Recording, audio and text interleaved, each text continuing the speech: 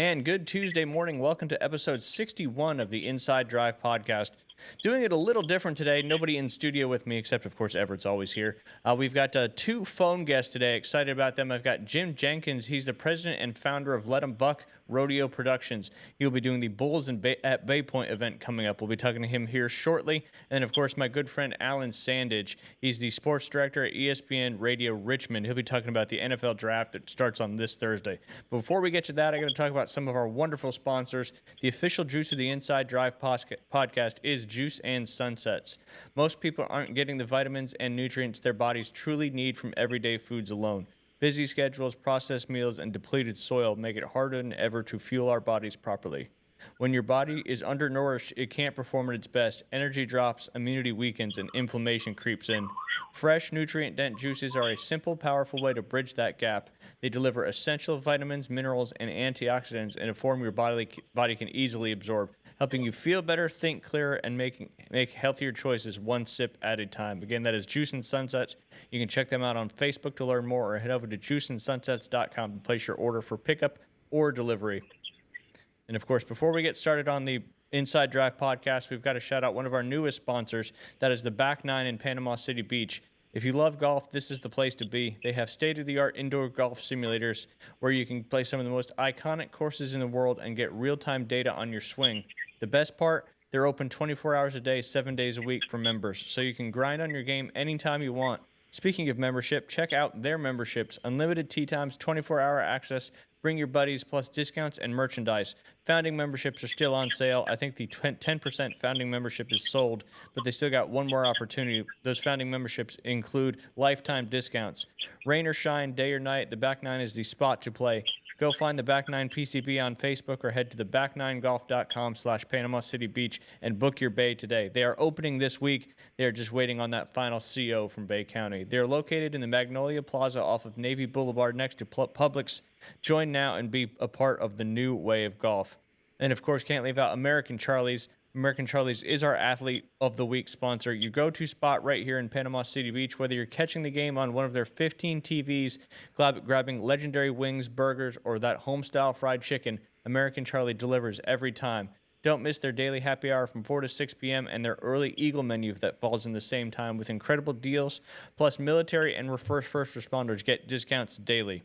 Swing by the shops at Edgewater and tell them the Inside Drive sent you. Again, they are always our Athlete of the Week sponsor, which will have a new Athlete of the Week coming out here early next Tuesday, I should say. And then, of course, joining us now on the show is to talk about the Bulls at Bay Point event coming up on May 1st and 2nd is Jim Jenkins. He's the founder and president of Let 'em Buck Rodeo. Jim, how are you doing today? I'm doing great. How are you? Awesome. Again, thank you for coming on the show. I know this event is right around the corner, so I wanted to, one, ask you some questions about the event, but also talk about, rodeos specifically as well. So I'm going to dive right into it if you're okay with that. Absolutely.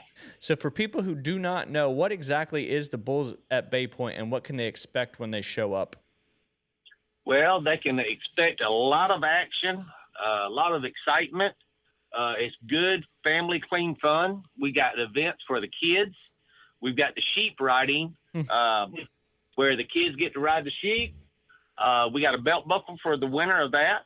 We've got the calf scramble, where there'll be a prize for the kids at that, too. We got all kind of vendors, food, tack, you name it, it's there. We've got a full line of rodeo contestants. We've got contestants coming from all over the United States. Sweet. It is a big, big event. We've got bull riding, we got bull riding, saddle bronc, bareback, breakaway roping, calf roping, you name it, we got it. And I tell you, it's just going to be an outstanding event. So how did this event come together, and what's the origin story behind bringing a rodeo right here at Panama City Beach? Well, John Warren and George Roberts got up with me, and they was interested in doing a rodeo at Bay Point. And so we got together, and we figured out how we could get it done, and so far it's going really well. And why, obviously, John Warren, the owner of Bay Point there, and the owner of the Old Meadows course, but why Bay Point? What makes that location so special for an event like this? Well, there really hasn't been a rodeo on that end of the beach as long as I can remember. I think we are the first to do one on the east side of the beach. Last year we was the first ones to do one at Sharky's. That's in September. So we're branching out, and we're, letting folks see on that side of the bridge, what we can bring to that community. It goes to a great cause. It goes to our scholarship program that we do once a year to try to help youth in our area go to college. And so it's really going to be a good event. Awesome. And obviously going to a great cause too is always a win-win for, not just the people that are there watching, but all the people that are, getting their tickets and having that money go to a wonderful cause is fantastic. Absolutely. Absolutely. Yes, sir. Walk us through the night. Someone walks through the gates at 5 p.m. What happens next? Well, at 5 o'clock, they can come through the gate.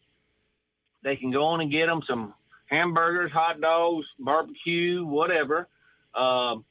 They can also walk through. We'll have a mechanical bull there that if they want to ride it. We'll have arts and crafts there. If they want to buy them a new hat, they can do that.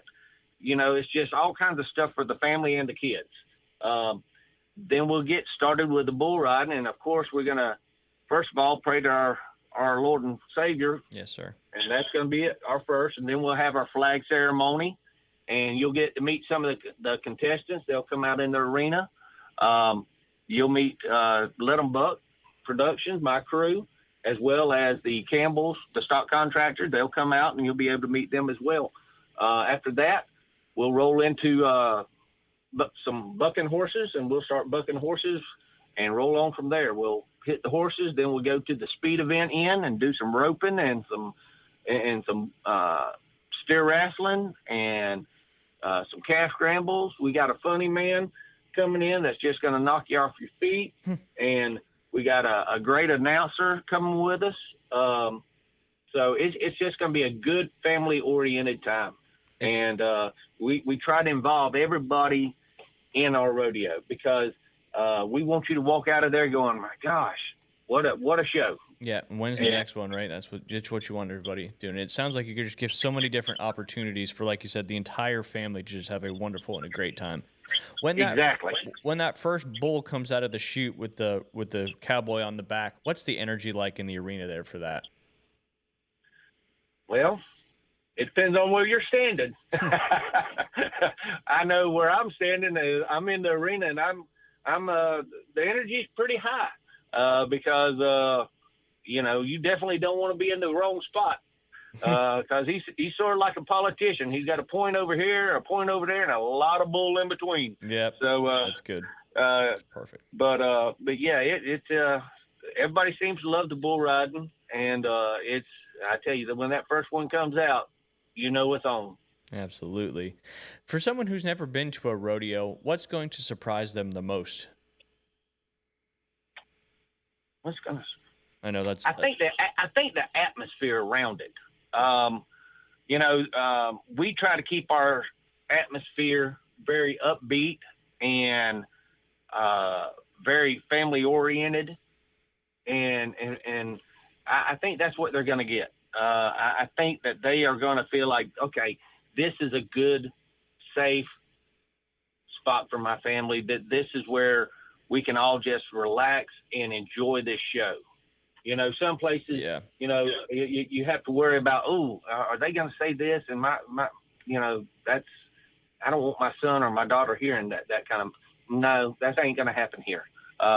It's a very family clean show. Like you said, good, clean fun right here in the backyard of Panama City Beach. I'm very much looking forward to checking this out. That is for sure. What's been the biggest challenge organizing this particular rodeo? I know you do a lot of different rodeos kind of all over our area. I would have to say us not getting any rain here lately. It's been probably so dry. The biggest challenge right now. It'd be great if the ground was a little wetter than what it is, but Mr.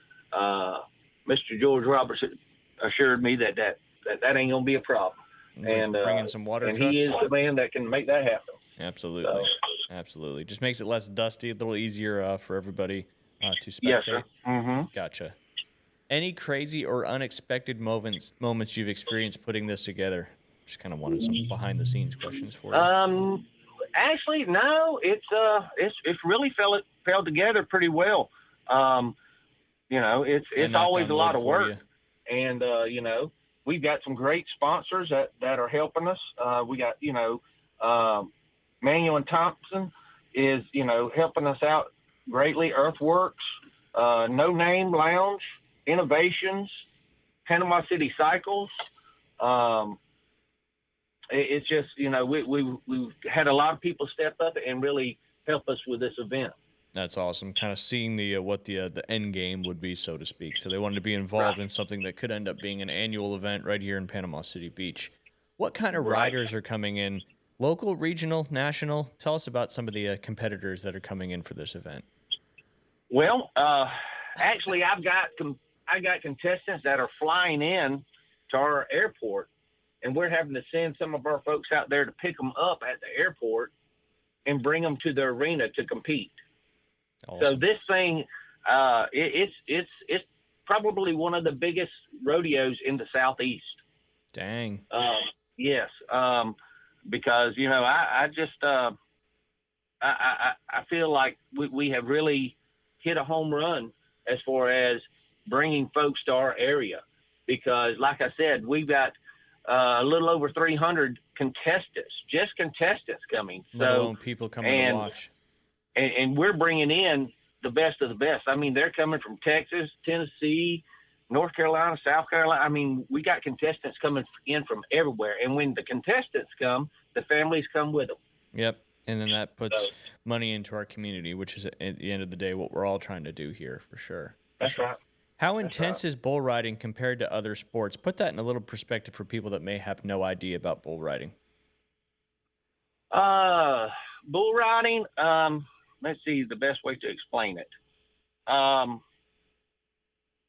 most intense 8 seconds in sports? Is that fair to say? Absolutely. It is definitely that. It's sort of like climbing out of your car, driving 75 miles per hour and sitting on the top of it with nobody driving. It's a rush. It's definitely going to be a lot of weight and a lot of stuff going every direction. Yeah. And to be a bull rider, you got to be tough. Speaking of being a bull rider, what separates a great bull rider from everyone else? That's tough. Like, I know you said they have to be extremely tough. Right. No fear, I'm sure. I believe starting at the basics and sticking with the basics and listening to some of the older guys, and don't get caught up in the hype from the younger guys, listening to the older guys and take their wisdom that's come with it.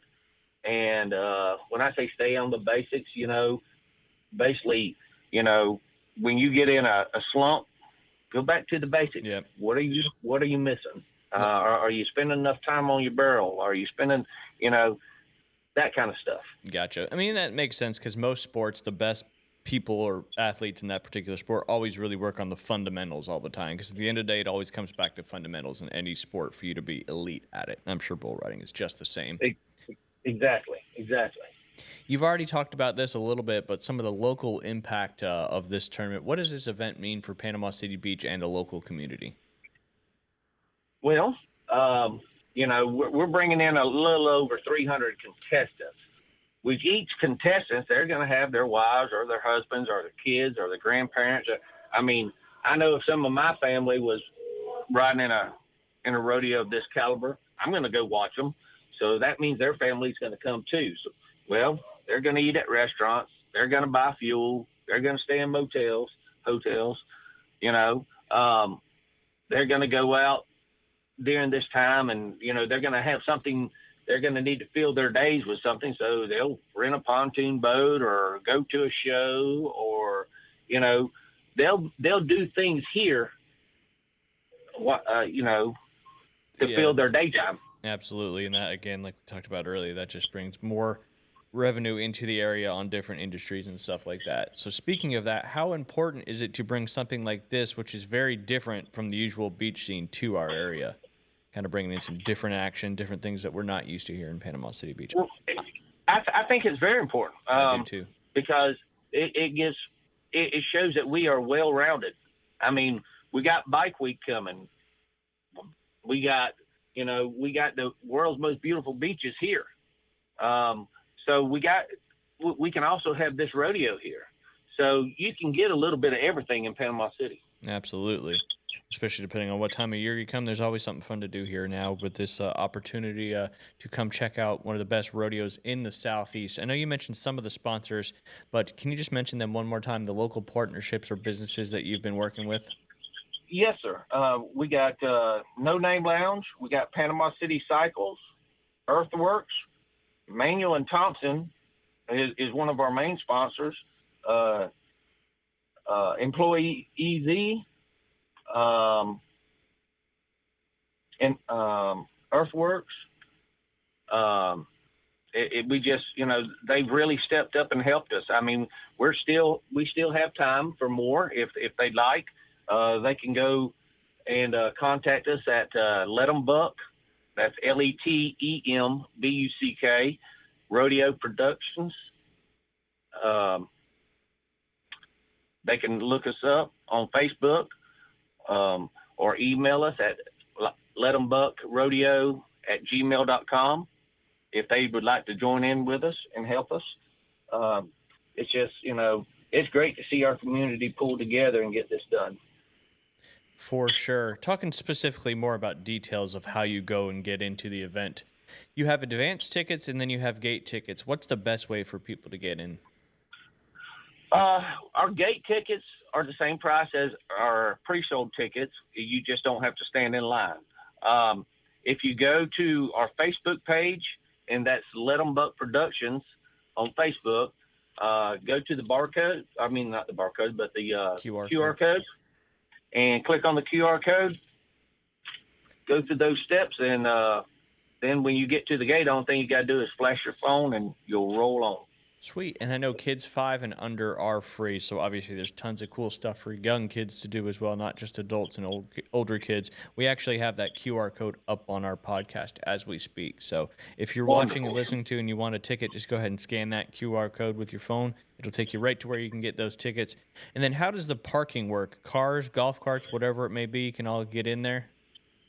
Yes, sir. You can bring cars, golf carts, horses, whatever you need to bring, however you need to get there. I would love to see some horses show up to the event, and how they're going to get them to stay there. That's a different story, but I'm sure they'll figure it out.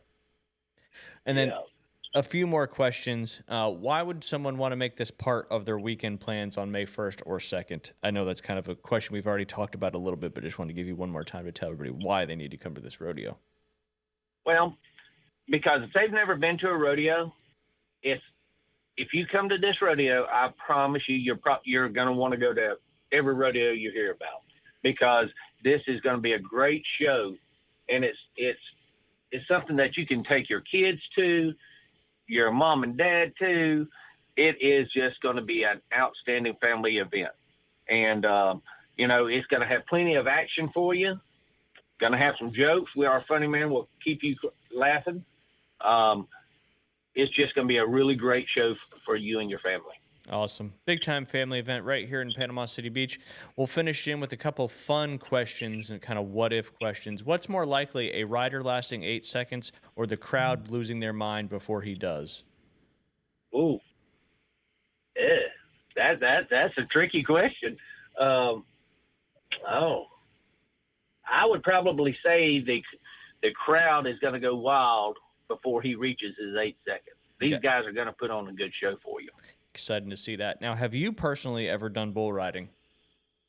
I did when I was very young and a lot more limber than I am now. I feel that. I understand that all too well. So, this, I probably know the answer. What's more scarier, riding a bull or organizing this whole event? I'd probably say this organizing this whole event. I, as a person who did a lot of organizing of events in my past career, I can totally understand that, because you always worry what's going to happen. What's going to happen? Is everybody going to do what they're supposed to do? All that, and there's a lot of stuff that's outside of your control, and it just happens to have to go certain ways. And then, based on your bull riding skills, for $1 million, would you be able to last 8 seconds on the bull? And it doesn't have to be now; it could be in your previous bull riding days. I guess I should say, have you ever lasted 8 seconds on a bull? I guess is what I should ask. I have, but for the amount of money that's out there in today's time, I'd figure some way to. I'd figure some way. It might be a lot of duct tape and some Velcro or something, but I'd figure a way to stay on him. No doubt. All right, Jim, we'll finish with these 3 questions. What are you most excited about when these gates open? I'll be honest with you, that the biggest kick I get, and it ain't the bull riding, it ain't the rodeo really. It's watching them kids come in and them getting on them sheep.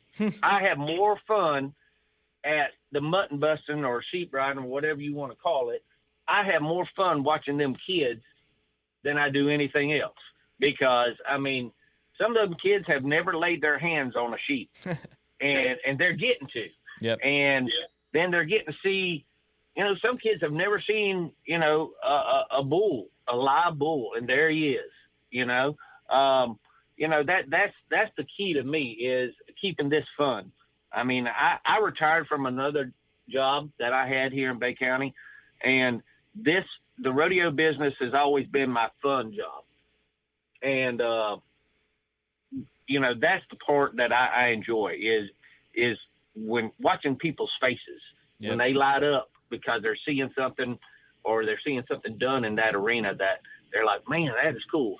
That's what pays me back. Absolutely. Is watching the public. Yep, that is fantastic. People coming through, seeing stuff they've never seen before, doing stuff they've never seen before, and kids just getting really excited about both of those.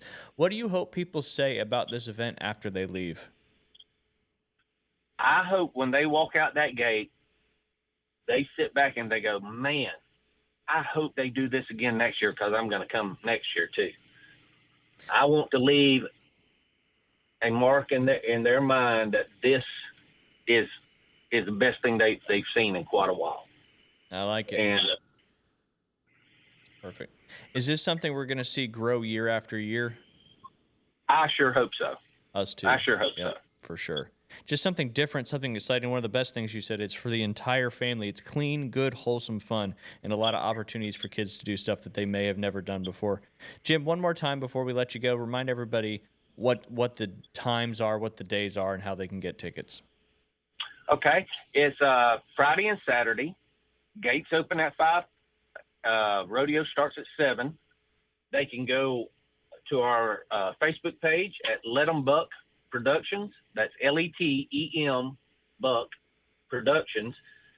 Scan the barcode, or not the barcode, but the QR code, and they can get their tickets online. Or if they want to come to the gate, we're selling them at the gate. And come early, get a good seat, because you don't want to miss any of the action. Yeah, get up close and personal. Maybe not too close, because you don't want to take a stray foot or hoof to the face, but I'm sure that won't actually happen. Well, Jim, I appreciate you hopping on. I know you're a busy man right now getting ready for this big event coming up, not this Friday and Saturday, but next Friday and Saturday, May 1st and 2nd. Again, head over to Let 'em Buck Productions. Is that right? On Facebook, Let 'em Buck Productions on Facebook to get your tickets. I'll also post the flyer here a little bit later on today, so you can scan that QR directly. Jim, appreciate your time, and looking forward to hopefully get out and seeing the event either Friday or Saturday night. Thank you so much. Yes, sir. Have a great day. You do the same. Thank you, sir. Yes, sir. Bye-bye. Bye-bye. Real quick before we get Alan on the phone here, I just want to mention that Chicago Bulls head coach Billy Donovan is stepping down after 6 seasons. That does kind of make me think that maybe he's looking at going back to college basketball with that UNC job now open. Obviously, he was a 2-time national champion at the University of Florida many years ago, actually probably about 20-ish years ago now, which is kind of crazy to think that that was 20 years ago. And maybe he's making a move back to the college world. Obviously, Chicago Bulls have not really been very relevant when it comes to the NBA world. And another quick thing, the PIF is moving to potentially no longer fund the Live Golf Tour. They are officially announced that may happen here in the next little while. It may have officially happened as well, but it's kind of a weird topic right now and kind of tough to figure out. And real quick, just a quick update on both the NHL and NBA playoffs. I know football kind of drives the needle in this country when it comes to sports, but in my opinion, right now is such a fun time of year with both the playoff series going on right now. Over there in the Western Conference, OKC is up 1-0 on the Suns and absolutely dismantled them in that first game.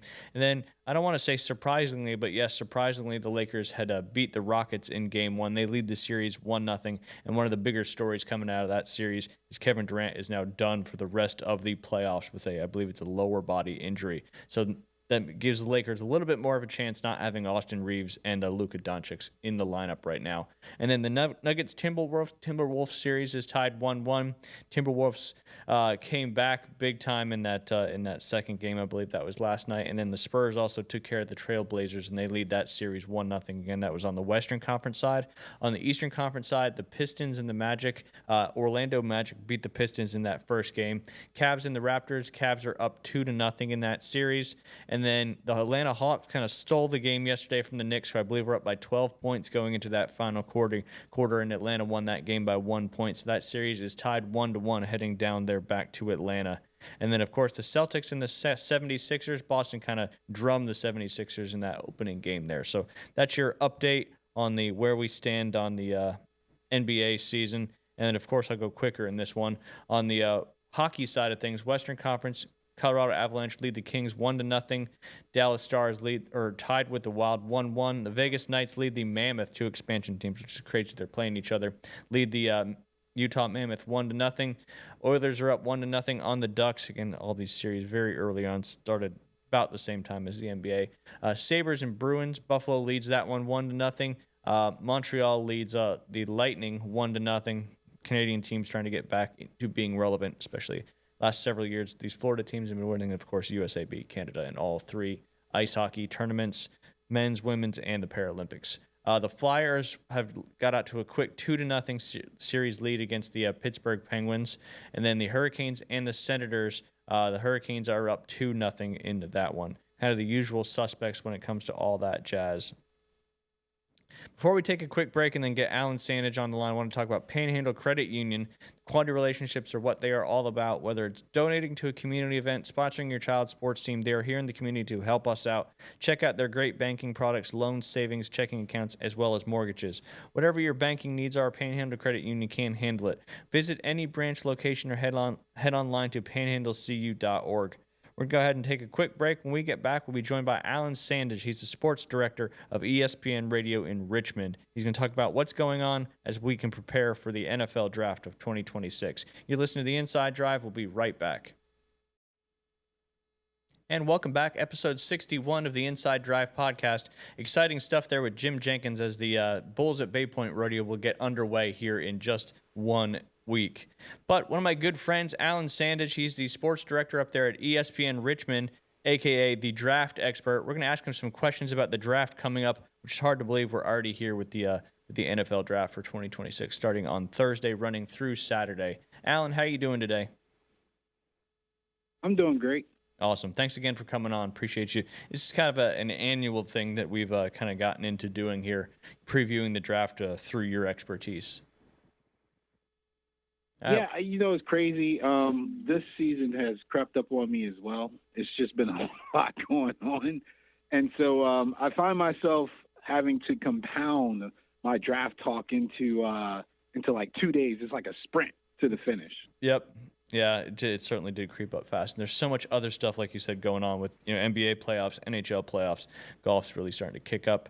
And then, of course, all the different things out there. Let's start with this one, Alan. What would you call the overall draft class this year? So I have a theory. Typically, when we don't have a really strong QB class, to me, the draft is great because we'll get every other position. There's talent across the board. I think this draft class is the same way. I would consider it a good to great draft class. There's potential for greatness all the way through probably the first 12 picks if you want to be generous about it. And then there's also potential for some drama, right? We've got a lot of people talk about trade up, trade down. But it's going to be, in my opinion, a very top-heavy draft. I don't know if we're going to find a lot of Brock Purdy's and what's our guy, Puka Nakuas and things Puka. like that. I don't know if we're going to find a lot of those guys littered in this draft.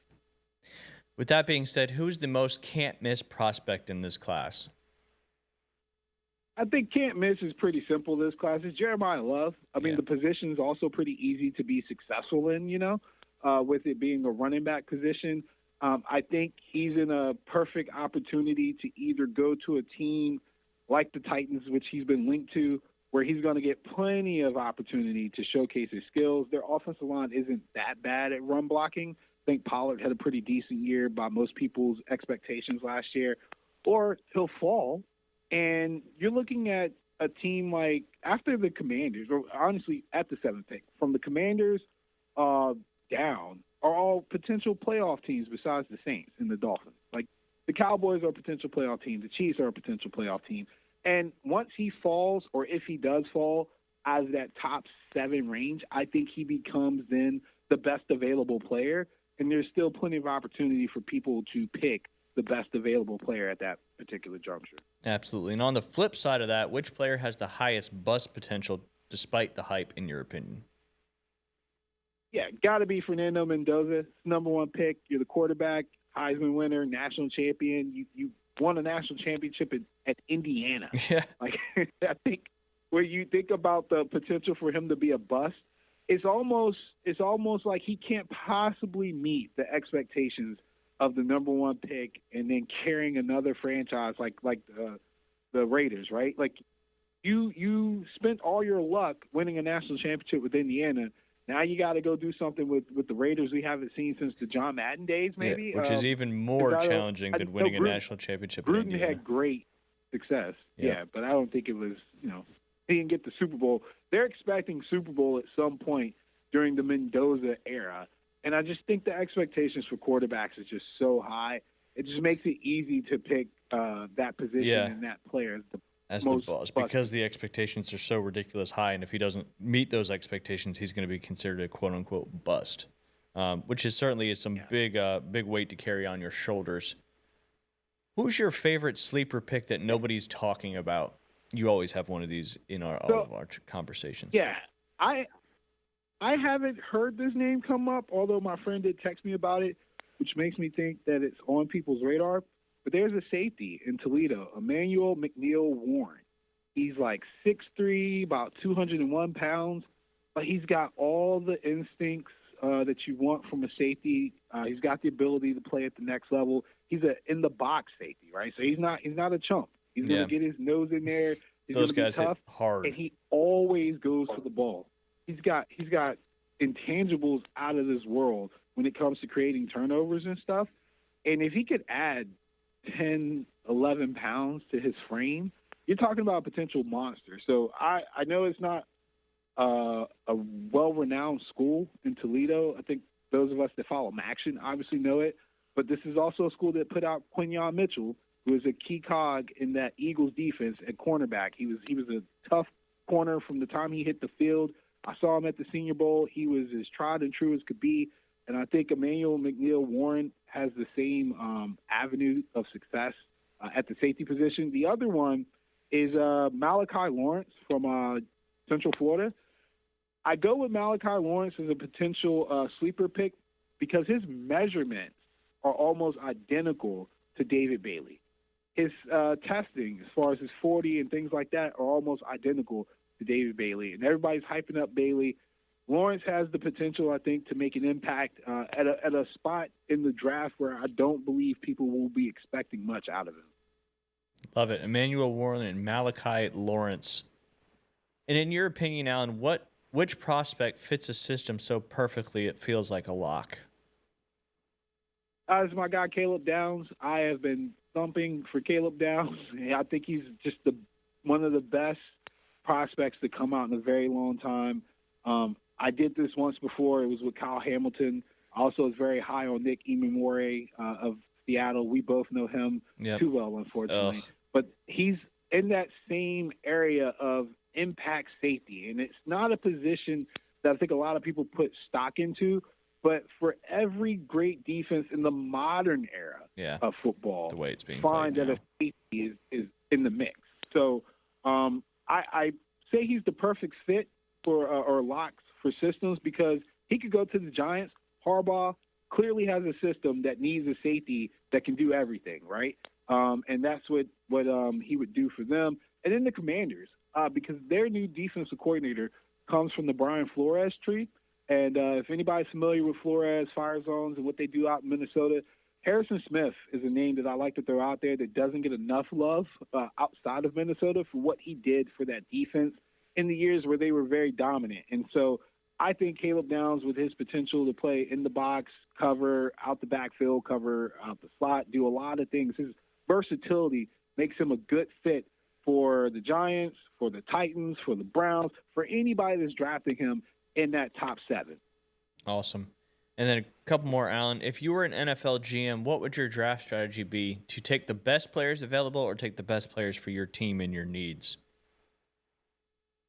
It's gotta be flexible, right? I don't want to box myself in. Adam Peters talks about this all the time up in DC. You don't want to back yourself into a corner where you're not looking at the totality of the board, right? So there are times where your positional needs will outweigh the best available player. I do believe that happened to them last year when they picked up Connerly, and it worked out great, right? When your positional need is a quarterback and the best available player is the quarterback, it makes it easy, right? Yeah, sure. For some of these teams, I think it's just based on who's on the board at the time that we're picking. So I go back to the Commanders because they are kind of closest regional team, but at the 7th pick, they can't get their guy, right? More than likely, they won't get their guy. So if I'm the Commanders, I have at least 12 players that I think are worthy of being picked at this position. And if I get to my pick and one of those players is somebody that I could potentially get by trading down as well, then I trade down. But I keep it open-minded, right? I keep it flexible. Yeah, absolutely. That makes perfect sense. With that being said, are we seeing a shift in how front offices evaluate talent? I know analytics is such a big part of almost every sport nowadays. So analytics versus eye test. Are we seeing a shift in any of that opportunity on how they evaluate talent? No, I don't think so. And if people are under that assumption, I would say it just depends on the position. I think analytics plays a lot into the quarterback position.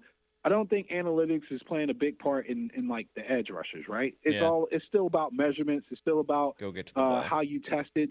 Look at my guy, Sonny Boom Boom Styles, right? Sonny Styles, the tape was decent. It wasn't great, but then he goes out and he tests like he's Megatron. Now he's a top 5 pick in everybody's mind. So I don't think it's the wheel has been reinvented. Gotcha. Sounds good. Kind of a very common topic right now. Does Ty Simpson go in the first round? If so, which team drafts him? Ty Simpson likely goes in the first round just out of desperation of the quarterback need, right? And because the class is so weak this year? I'll die on this hill. He's not a first-round pick. He's not. Yeah. But you got to have a quarterback.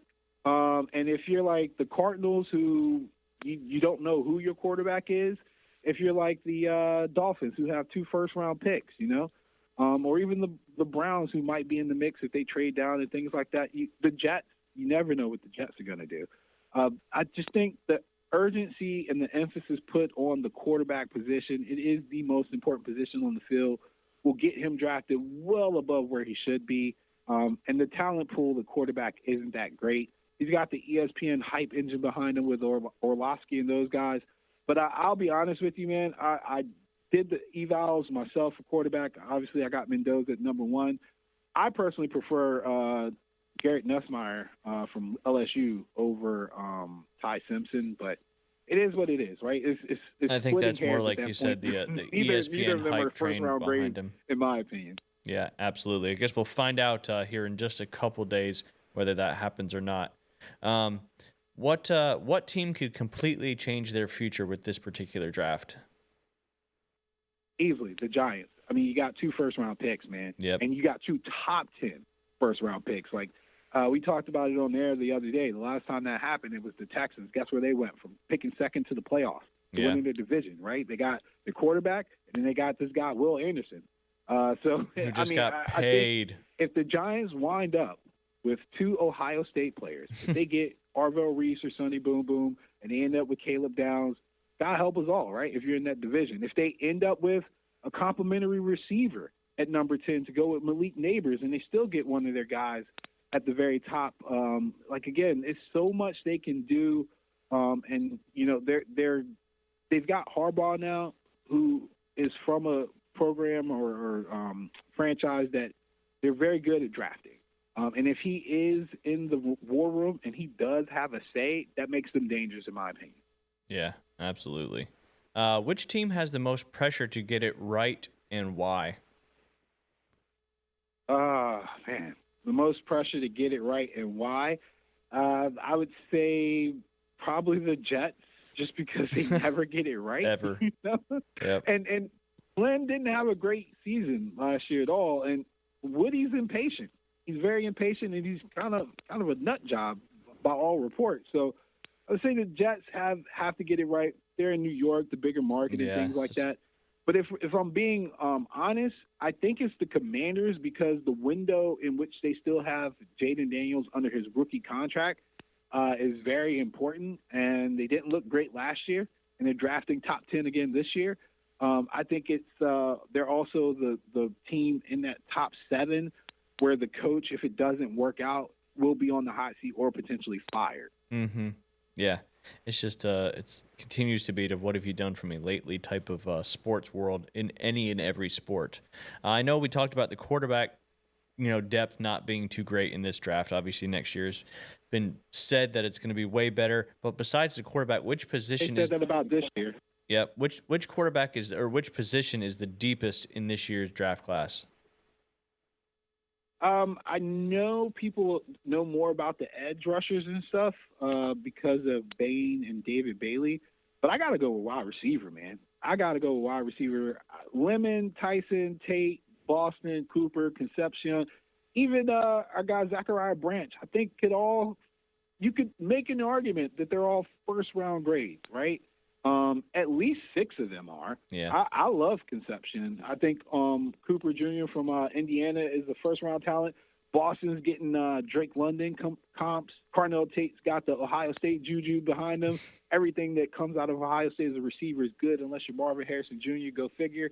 And then Tyson and Lemon have great upside and comps as well. So I got to go with the wide receiver position for this draft. Yeah, that makes. But don't sleep on tackles. Tackles are about 5'6" deep too. Nice. Not surprising there on the wide receivers. And like you said, everything that comes out of Ohio State wide receiver-wise seems to be a big-time player. And like you said, except Marvin Harrison Jr., but he's still got some time to get it figured out. Which playoff team could quietly become a contender after this draft? And then we'll finish with one more question for you. I hope and pray it's the Bills still. I mean, I know most people think they're a contender based on what happened last year and Josh Allen's window, but they are just a couple players away from being a complete team, man. Yeah. And it really starts on the defensive side of the ball for them. So if they can get some of those guys back that are productive on the defensive side, and this is a good defensive draft, they just got to be smart and patient. I really think they could take a big leap into like solidifying themselves as the team to beat. Not us saying it, but like literally solidifying themselves as the team to beat in the league. Yeah, I mean, I know the Bills fans would certainly love that, and their hockey team is back in the playoffs for the first time in a long time and already up 1-0 on the Bruins. So maybe some good juju coming up there to Boston, and maybe they can Buffalo. Maybe they can have a excellent draft and get their team where they need to be, where their fans want them to be. Last question, Allen. In 5 years from now, what are they going to say about this particular draft class? I think they'll look at this draft class and they'll grade it by the top 10 players. Because I think all top 10 will be productive guys or have potential to be productive guys. I've said, because obviously we're closer to the Commanders, and there's been a lot of talk about that 7th pick. But seriously, if you go 10 deep in this draft, you should have 10 guys who can change the course of your franchise based on their positions, right? Like all these athletes coming out of this draft and are talked about being top 10 picks are highly productive collegiate players at an elite level, right? This is, to me, is something that we don't often see. You don't have to make a lot of cases for these top 10 guys. If you're looking at the overall guys, it's like Mendoza, Bailey, Love, Reese, the tackle from Miami, Myoga, Down, Styles, Mansour, Delane, like all these guys are highly productive athletes that people who've been watching college football know them and know their name. Scouts can go and look at this and say, I got a guy that can change the course of my franchise at that particular position. And so I think when it's all said and done, we will judge them great because of the production of the top heaviness of this draft. Absolutely. Well, Allen, I appreciate your time very much, and enjoy watching the NFL draft and watching it come to fruition and all the things that you've been talking about. And I'm sure we'll talk soon, my friend. All right, take care. All right, see you, Allen. Bye. All right, before we get out of here today, I want to mention a few more sponsors, starting with Golf Plus. If you're looking to elevate your golf game with custom-fitted clubs and pro-level gear, step into Golf Plus, a golf retail and fitting destination with its roots stretching back to its founding in Dothan, Alabama, back in 1988. At Golf Plus, the focus is simple: get you fitted right. They use industry-leading technology like the Foresight Game Changer 2 launch monitor in not one but 2 simulators, advanced shaft matching systems to dial in the perfect club for your swing. Whether it's a full set or just a retrofit of your current clubs, Golf Plus can get it done for you. But Golf Plus is more than just clubs. It's a full-service shop, from expert grip repair to lie and loft adjustments to quality repairs and a curated selection of top brands. You'll find everything you need to play its best. And now, with its renovated shop in Panama City Beach, golfers visiting the Gulf Coast and locals alike can enjoy a premium fitting experience and apparel selection right next to the sandy beaches. Whether you're a beginner or seasoned player, Golf Plus delivers personalized service, cutting-edge technology, and the gear you can trust. Book your custom fitting or stop by today, because the right equipment can make all the difference out on the course. Located in the shops at Edgewater next to Firefly, give them a call at 850-249-2726 or head online to golfplusretail.com. And speaking of Firefly, if you're looking for an unforgettable dining experience on Florida's Gulf Coast, Firefly in Panama City Beach, Florida is where casual elegance meets world-class cuisine.